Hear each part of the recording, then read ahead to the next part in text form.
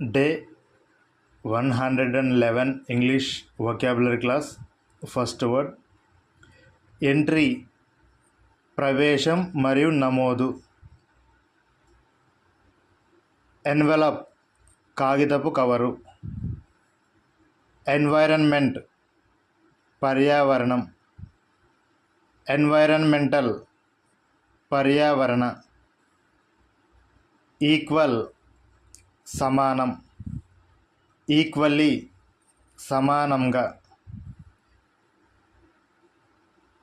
Equipment, పరికరాలు. Equivalent, సమానమైన. ఎరా, యుగం మరియు శకం.